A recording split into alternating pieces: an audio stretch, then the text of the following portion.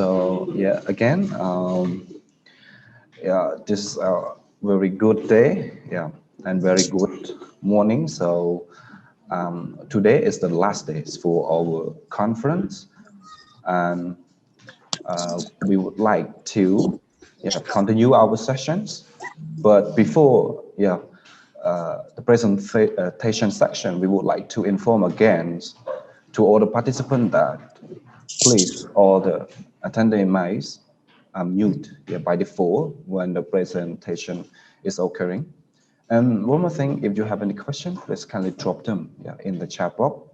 And you can also use earphone or headphones to help you hear the presentation better. And please consider the appropriate manners when you have your video on. So now I would like to introduce our next special guest, Professor Kanu Priya Mohan, Chief Editor from the Journal of Behavioral Science, Behavioral Science Research Institute, Thailand. And the topic is coaching and mentoring for educator investigating the cognitive-affective behavioral learning outcome of training. So I would like to inform you that you have 45 minutes for your presentation with question and answer. So now this is our guest speaker time. So the floor is yours. Thank you. Hello, good morning, everybody. I am very happy to be here on this online platform, and I'm really looking forward to sharing some ideas with all of you today. First of all, I would like to congratulate the organizers for organizing this international virtual conference. I think it's very, very meaningful for all educators across the world as we are suddenly struggling and adapting and changing the way we are reaching out. So I think this is a very, very important conference that we are having today. And I hope that this session, I'm going to be sharing something about my research and something about the kind of work that we are doing in Thailand. So I hope this interaction is meaningful to all of you. So I'm deeply humbled to be here and sharing my information with all of you. So let me start by sharing the screen, but it shows that the host has disabled the participant screen sharing. Can somebody help me with that, please? Yes, please wait 1 minute. We're Thank you so preparing for much. you. Yep. Thank you. So are you able to share now, Professor? Yeah, it's working now. I Thank hope you you. can see it. Uh, can see? Yeah, we can see, Professor. Okay. All right. And does it show in the presentation mode? Right. So it is clear to everybody, yeah? Yes, everything is so clear. Okay. The topic, I think there is like a slight difference from what I'm going to be sharing. I had informed the organizers. So what I'm going to be sharing today is coaching and mentoring for educational innovation and sharing some behavioral science perspectives on training from Thailand. So my name, like he has said, is Kanu Priya Mohan. So you can call me Dr. Kanu, like the way students call me here. And just a brief introduction about me. So I'm working at the Behavioral Science Research Institute, and this is located in the Srinagar Viroth University, Bangkok, Thailand. Our institute was established in 1955, so it's over 65 years of being there. And we are offering graduate programs in applied behavioral science research. So we have two levels of program. One is master degree, and the second is doctor of philosophy program. So it's very interesting that though our institute is a faculty, a full-fledged faculty in the university, we have like three main focuses. So teaching is one important part, but the research is the second equally important part, and the third is application of this research to the individuals and communities and organization. And like you can see from my face, I don't look Thai. Yeah, I'm not Thai. I'm an Indian. And I moved to Thailand about more than 20 years ago. So then I did my PhD at the Behavioral Science Research Institute. And from 2009 onwards, I've been a faculty member here. And during this course in 2011, I underwent or I joined a coaching and mentoring professional course. So I was deeply impacted by this experience. So I went under training for 6 months, and I learned so many valuable information. I think, like most of the presenters and the participants in this conference will agree with me that both coaching and mentoring have a deep value, especially in education. So, this coaching and mentoring background and training influenced my teaching practices as well as my personal interactions. And this went on till 2016 and 17. I became a part of the research team at our institute. So this is what I'm going to be sharing today, the research experience about what we actually did. It was about coaching and mentoring of government school teachers as a part of the educational reform process, which was launched by the Ministry of Education in Thailand. So this is just briefly my story. And today I would like to give like a, this is the overview of the talk or the information that I would like to share with all of you. So, something about the background, theoretical perspectives, about the research and the implication for the current times. So, as we all know, the pandemic has changed education in a deeply deeply impacted way, and this is not just going to impact how we teach or how educators are dealing with the problems as of now, but probably looks to have an impact over the next few years as well. So as we all know, there have been several researchers, as this conference has also been sharing, initiated across different countries. And what I'm going to be doing is sharing the implications of my research for education in this new normal times. Uh, Importantly, that I would like to share is a behavioral science perspective that we follow at our institute, and how we apply the research findings to develop some interventions in innovations in education.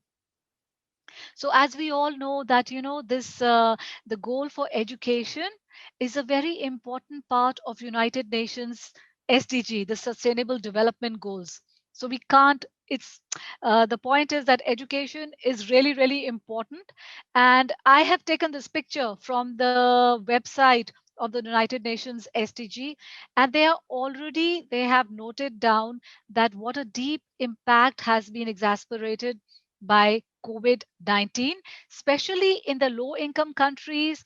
Children's school completion rate has dropped, like it's only 79% and 34% in the poorest of households. And over 200 million children will be out of school if we don't react now. So, the goal of being inclusive and equitable quality of education, it was already slow, and it has been deeply impacted by the COVID situation. So, this is something serious. This is the background that we are existing in right now. UNESCO also notes that there was already some gap in finances, and all the closures of schools have a big risk or a big impact on the schooling of children. There was a editorial in the Lancet, which is a famous journal, and they said that the aim of SDG 4 also looks likely to be missed, with a projection that more than 200 million children will be out of education by 2013. And most of the children have been deprived of formal education during COVID-19 outbreak. And this legacy could threaten the SDG's underlying ambition to leave no one behind. So it's a serious situation that we are facing. But yeah, we are educators, we don't give up. We try to do something to change it. So I would like to share some important key theoretical underpinnings of the research based sharing that I would like to present today. So, one of them is about behavioral science perspectives. So, in terms of what we are doing at Thailand, we have an interdisciplinary approach of understanding behavior of people. Along with it, we had applied behavioral science knowledge. So, whatever knowledge we are creating, we try to apply. Another important aspect of the theoretical underpinnings is coaching and mentoring and its links with the educational reform. So the scope of this presentation is not that big, but I think I have heard some presentations yesterday, and they were talking. They have already been talking about how coaching and mentoring, how teachers, how educators are already using coaching and mentoring in the new normal time. But I think coaching and mentoring are very important if we really want to reform education or we want to give a new direction after the COVID. So, another aspect that I'm going to be talking about, of course, is the coaching and mentoring training of educators. So, how to develop training programs, training evaluation, and applications of the training in new normal times. So I would like to share, this is something I'm very happy to share with you, that this is the kind of work that we are doing at our institute. We have like a behavioral science perspective that allows for a holistic and a systematic understanding of behavior through its interdisciplinary approach. So the key features of the kind of research that we are doing at our institute, it is interdisciplinary. So we have a shared knowledge from different disciplines, for example, education, psychology, social psychology, and so on, to understand any aspect of behavior. We do it in a scientific way. So we follow very rigorous scientific techniques or methodologies, qualitative, quantitative, and mixed method. We have using a lot of advanced research methodologies to investigate the behavior. And thirdly, the most important part, I think, is applied knowledge. So we are not just doing research for the sake of doing research, but we also want to apply this knowledge. And all these three things, aspects, have played an important role in shaping the curriculum that we are offering to our students. So, for example, if you're a young master degree student who would like to join our institute, you will be doing an interdisciplinary research, but your research has to have a meaning, has to have an application. So you must choose where you want to apply the research. So that applied aspect makes it more useful, not just for the students, but also for the community or the places where they are working. So, why is behavioral science perspective needed now? A lot of research has been now, specifically after the COVID. A group of researchers, Bevel et al., they had like a review of research studies, and they highlighted that the pandemic requires large scale behavior change. As we all know, we are adapting, we are changing. So, social and behavioral insights can be very helpful to align human behavior. If we are changing, we want to make this sustainable. I think the next 1 year or so, we are still going to be teaching online. We are still going to adapt and find new ways. So, social and behavioral sciences, the research input, can help us to align the human behavior. Another important aspect, what is behavioral science? So, the kind of research that we are doing at our institute, we study behavior in terms of an interaction of the person with his or her environment. So, we try to study not just the person factors, that is a like a psychologist would study, and not just the environmental factors, which would be a maybe ecological view or maybe a social psychologist view, but we try to study the interaction and how it affects behavior. Now, this is something very interesting and close to my heart because, we see an individual not just from the individual's point of view, but in terms of their interaction with the social groups, with the cultural or the organizational groups, and the professional groups around them. So, for example, if we are talking about mentoring a teacher, so we would like to understand what are the factors that are a part of that teacher's learning, maybe their personality, their learning style. So that would be the individual aspect. The social aspect would be the social support at the school or the social support or network provided by other teachers around them. And the cultural or the organizational would be the country, the context, or would be how the school encourages teachers to adopt coaching and mentoring practices. and of course the professional or the biosphere. So what is happening in the professional world? I think this conference is giving us that biosphere, or like a professional input. So we are at an outer level right now. So to understand the change in human behavior, it is important to understand all these different interactions at different levels.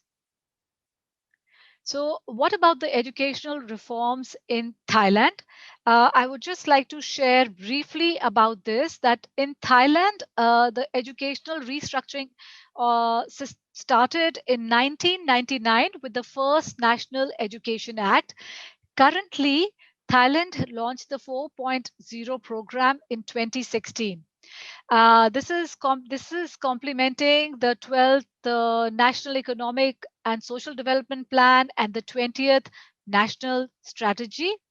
And one of the main factors for Thailand's 4.0 achievement is education. So education plays a very important role in this. Uh, I would just like to quote something from a recent research showing what actually are the goals of Thailand 4.0. So it is to foster creativity, innovation, inclusivity, and sustainability. You can see all these words have a meaning and they are linked to sustainable development goals of the United Nations. And I think these four goals are also linked very clearly to education across different countries. So this research already showed that there is the development of learning networks is very important, public and private community engagement, new mindsets, and the skill sets of lecturer and students. All these are very important input for the successful implementation of Thailand 4.0. So coaching and mentoring, it fits in very nicely with the skill sets of the lecturer. So we need to focus on that. Now, as we are, I'm just sharing like a, like a clip from a national daily called the Bangkok Post. This news was published on October 9th, 2020, and this says Thai education reform is top priority after the pandemic. So reforms in education, or the focus in education, is still a priority in Thailand. So what did I do? I would like to share that, this is the research that I'm going to be sharing with all of you about coaching and mentoring training. During the second decade of the educational reform in 2009 and 20 till 2018, a project was launched by the Ministry of Education, and this was specifically called the Education Reform and Coaching Lab for public schools in various provinces of Thailand. The project goal was very, very interesting. It was to train government school teachers to develop learner centered teaching pedagogies.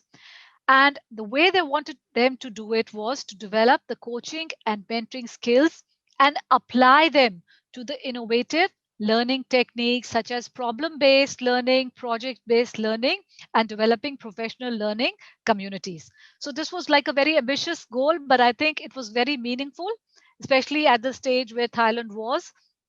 And the Behavioral Science Research Institute, the institute where I'm working, was awarded a sub project. So there were many research groups which participated and developed proposals for this project. And we were awarded a sub project which was to handle this goal in 5 provinces of Thailand. So I became a part of the project team at the Behavioral Science Research Institute. So, as we all know, that there is the value of coaching and mentoring in reform is very, very, very important because it has an impact at multi levels: the students, teachers, schools, and managements. And it is important to involve all the stakeholders for a effective reform process. So, what was the significance of this research? So, as we can see, it was specifically launched in the context of Thailand, and it was linked to achieving the Sustainable Development Goal number 4. Another important thing was it was using coaching and mentoring innovation in education. So, this was something very important, that we had to teach some new skill sets and teach the teachers how to do coaching and mentoring to bring about the educational reform process. And specifically, so what I did. specifically for me, I wanted to evaluate that what kind of training are we doing and what were the training outcomes using a behavioral science perspective of cognitive behavioral affective theoretical perspective that I'm going to share more. So the training and research design, what did we do? So I just want to share this picture. So I became a part of this team A at BSRI at our institute. I became like a trainer for the master trainers. So this team A was a master trainer and we taught them about coaching and mentoring. So the way we trained them, not taught them, but the way we trained them about coaching and mentoring, we use many different ways or methods, such as it was not just, of course, it was a bit of telling them some theories behind coaching, some theories behind mentoring, but then we had role play, we had like a problem based learning, we have project based learning, and we helped these master trainers to develop their skills on two different levels. One was about coaching and mentoring, and the second was about using implementing the innovative teaching techniques such as project based learning, problem based learning, or setting up the professional learning communities. So this master trainers, they then taught the team B. Team B were like head of schools, head of provincial education, and some head of like a science department or a maths department at a school. So this team B then became the trainers for the actual teachers in the schools, and the teachers were then taught about coaching and mentoring and how to support the education for the students. So it was like a very complicated process, but I am glad to share with you that we were quite successful in reaching out and developing a model that we could share with the other schools, actual users, with the students eventually. So my focus was actually to evaluate the training outcomes. So because I was just like a master trainer, and since I'm from India, I don't speak so much Thai. So my training, I was like the part of the training group of the master trainers. So I wanted to find out what were the training outcomes of this process. So I used a mixed method research investigation. And what is CBA? So I wanted to use Krager, Ford, and Salas's theory of assessing the learning outcomes in terms of the three dimensions, which are cognitive, behavioral, and effective. So if you are teaching our trainers, I was teaching the master trainers, or we are facilitating the understanding of master trainers about coaching and mentoring. I wanted to evaluate what are the behavioral changes, what are the effective level changes that they were experiencing during this training process.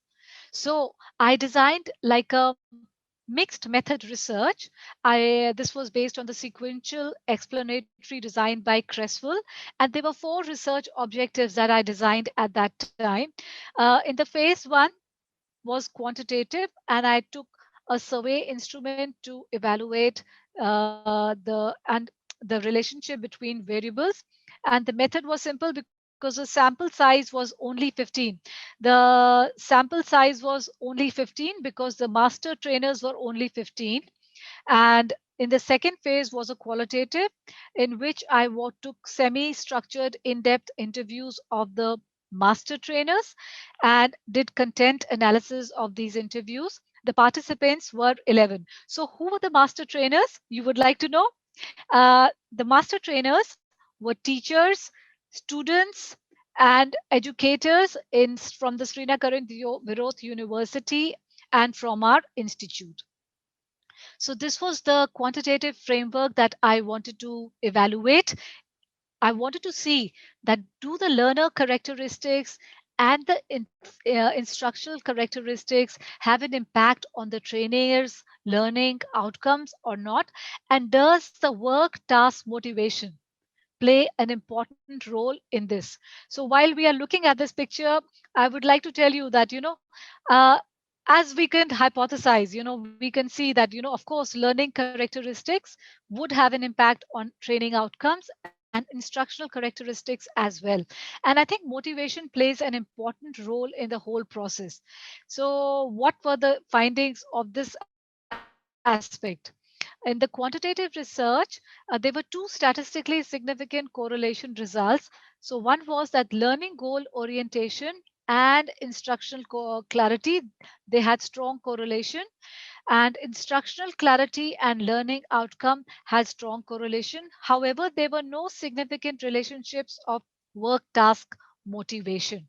So, this this pathway had a strong correlation. Learner characteristic and instructional characteristics, they had a strong correlation. However, maybe because of the sample size limitation, the work task motivation did not correlate. This was something very strange, but this is what I found. The second was qualitative research. So I wanted to find out in depth what are the CBA, the cognitive affective behavioral dimensions of learning, and also to find out what are the barriers and enablers. So they were the results of the qualitative analysis showed that the learning outcomes could be divided into three levels. Cognitive, for example, the participants said they could learn both training, how to do the training or how to do the facilitation, as well as they had knowledge about coaching and mentoring. In terms of behavior, they had developed their coaching and mentoring training skills. They also reported that they had enhanced training and facilitation skills as well as communication skills.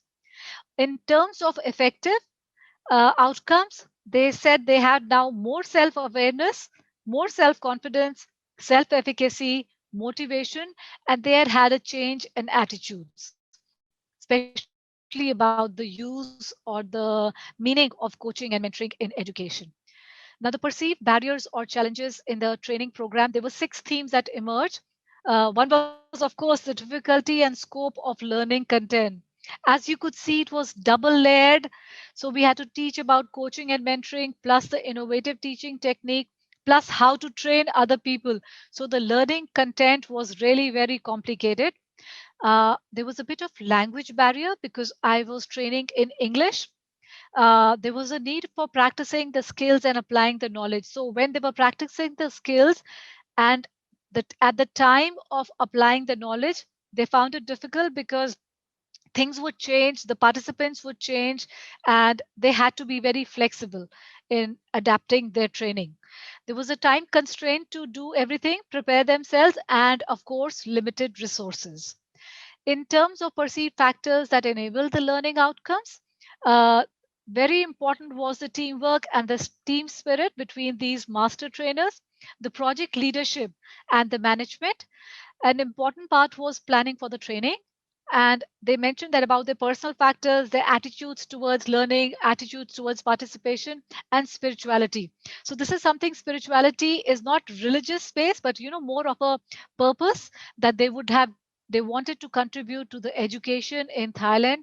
They wanted to bring about some change in education, a sense of purpose, which is higher than their own personal needs. So, what can we conclude from this research? So, we can see that a behavioral science approach is useful in developing training programs in the field of education reform. Coaching and mentoring training in educational context needs detailed investigation of the context. It needs careful planning. It needs the support of stakeholders and flexibility in implementation to match the different contexts. And third is the training evaluation. So it's very useful if we can measure the outcomes of training in terms of the three dimensions of cognitive, affective, and behavioral skill development. And using a mixed method research design can be very valuable. Uh, so what are we doing right now? I would like to go on to the emerging areas. What is right now the situation? In with the COVID-19 and how it has impacted education. There have been sudden changes. Sharing some screenshots. This is from March 18th this year. So all schools were ordered to be closed from Wednesday. Suddenly, this announcement comes on 17th of March, and all schools went to a lockdown in Thailand. And on July 1st, all schools reopened again because Thailand was quite successful in able to control the spread of COVID-19, and the teachers and students then adjusted to the new normals. So when the schools opened, this picture shows the children were supposed to wear masks and shields and be socially distant and have all the precautions, and the schools were opened with all these precautions and care. So gradually the education, face to face education, went back in Thailand, but it has of course impacted education in a very very deep way. So, what is happening in terms of coaching and mentoring of in the field of education in the new normal? I think we have had some wonderful papers and wonderful presentations over the last 3 days. So we understand that a lot of very good work is being done right now. I just wanted to share this that some of the researchers already show that mentoring of new educators in the new core normal or COVID era is very, very important. Research is also showing this. And mentors and coaches need to understand the importance of background or the context to provide appropriate support. And it is very important that this support must be carefully judged. So we as educators and practitioners of coaching and mentoring, we have to understand the background, understand the needs of other teachers or other people in the education field, and we have to adapt. So this is something what COVID has taught us, and obviously now the research based evidence also shows that we really learn to adapt very quickly, and coaching and mentoring could be both very important tools in this process. So, what are the implications of this research in the current times?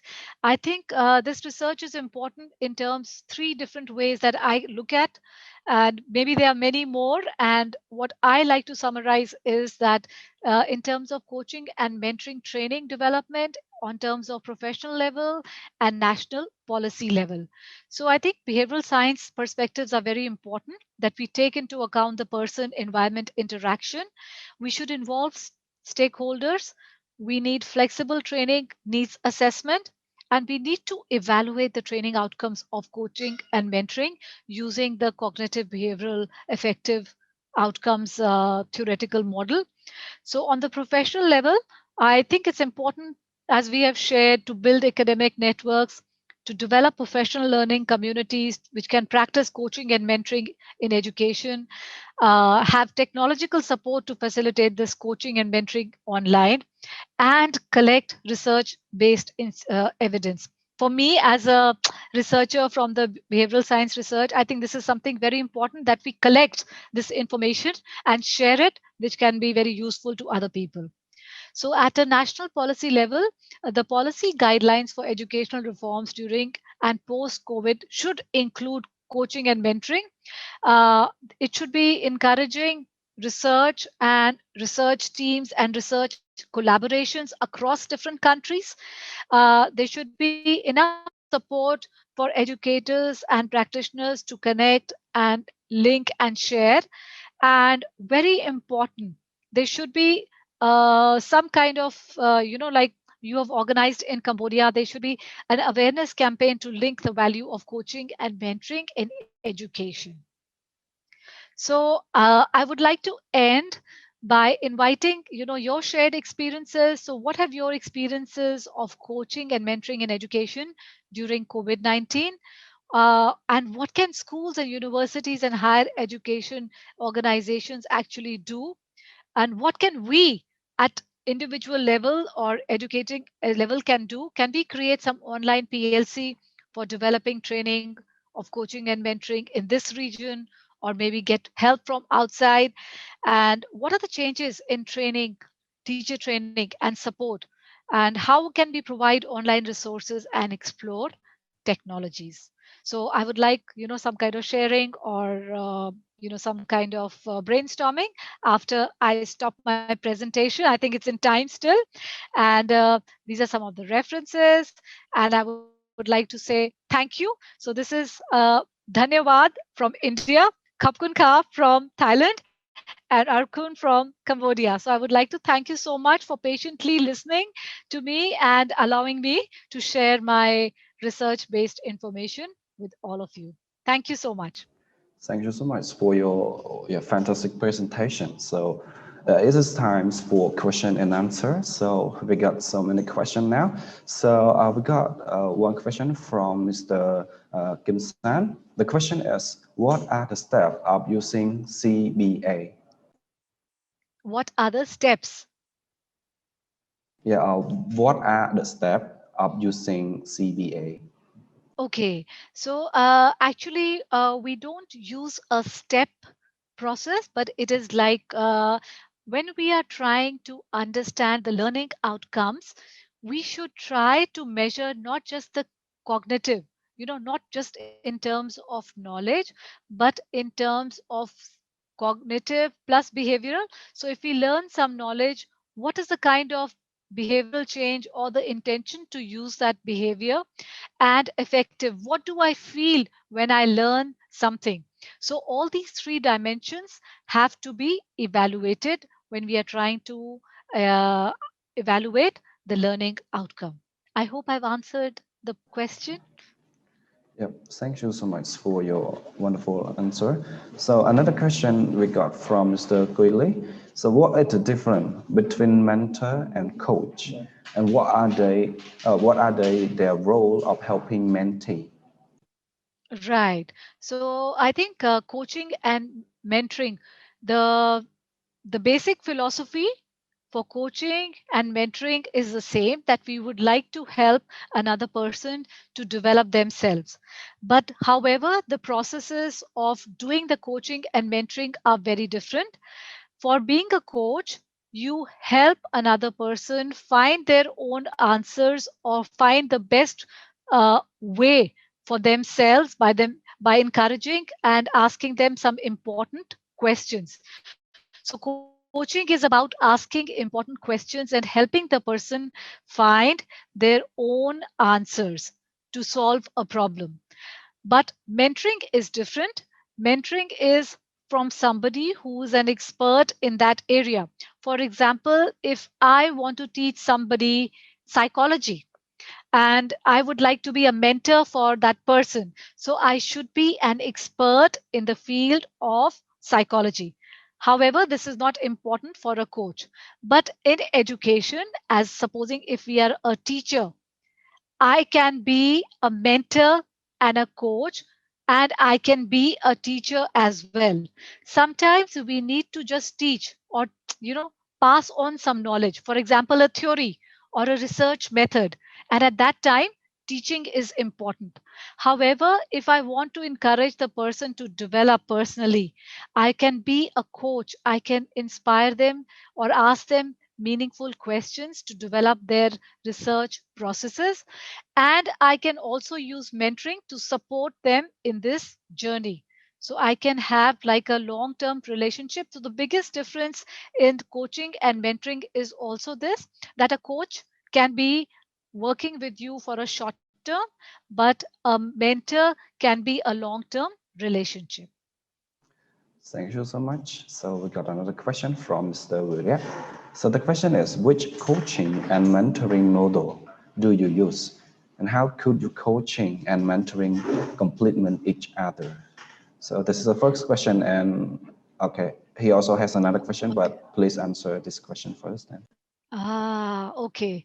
So actually, I think when we started doing the training, when I was training this group of master trainers, we used a very simple model, which is the GROW model, and we used the GROW model for both coaching and mentoring.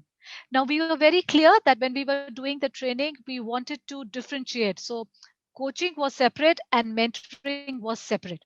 We wanted our master trainers to develop the skills in coaching and mentoring, but we followed the GROW model. And may I ask you the second part of the question? Sorry. So the other question is, does your project benefit both inset and preset? How could this support student teacher at teacher training institution? Okay. So this project that we did, actually, it supported the teachers who were working in the public schools or the government schools in Thailand in different provinces. And at the beginning, it was the primary schools and the middle school level teachers who were already teaching. So some of them we did not select that they are like new teachers or old teachers. We just invited all the teachers to join in this project. And I'm glad to share with you that, even after our project finished, because we were just going to be the master trainers for training those teachers, some of the teachers in some of the provinces, they have made like a professional learning communities, and they are still practicing coaching and mentoring. So I think the learning, what they did was quite useful to them. However, COVID has changed the situation, unfortunately, and it brought a break into the face to face interactions that we were giving. I hope that answers the question. Thank you so much. So another question is from Im Som On. So the question is, which coaching and mentoring have you been using more effectively? Which coaching and mentoring?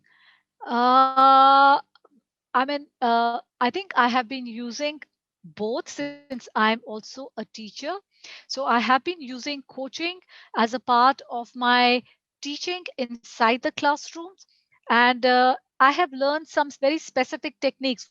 For example, from the coaching is the technique of reflection, which is very important. So usually I have reflection time, or I give some kind of, like a questionnaire for students to reflect. For example, if we have done something today, so as a teacher, I would give them this kind of a reflection time in which I would like to know what they have learned and how they can use this information for themselves at their workplace and their studies. In terms of mentoring, of course, as a teacher, we need to have that kind of a relationship with students that we can mentor and we can help them as they go forward, especially with the PhD students. So that kind of mentoring situation remains.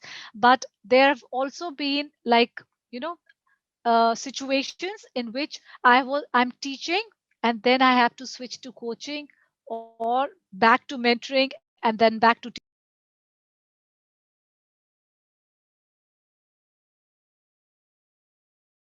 I'm sorry, you unmute your microphone, so please. Somebody muted me. Oh no, I think my time is over. Looks like Uh, that. oh, you still have 2 minutes left. You still have 2 minutes left. Okay. So, we have to be flexible and we have to understand where the situation in which we can use coaching or we can use mentoring and go back from each to teaching. So, we have to have that kind of flexibility.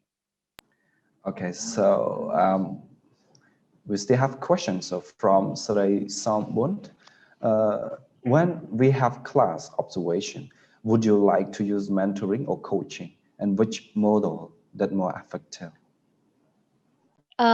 Could you explain what is class observation? I'm sorry, I don't understand that. When we have class observation, I think it's about like we observe the class, yeah, when we Ah, want to find some problem. So would you like to use mentoring or coaching? Yeah, so if and you're, which sorry, yeah. I think if you're just having a simple class observation in terms of what I understand, I don't think we can kind of, uh, we cannot kind of, intervene at that time. So I don't know how we can be a coach or a mentor at that time. I'm sorry, I did not understand this.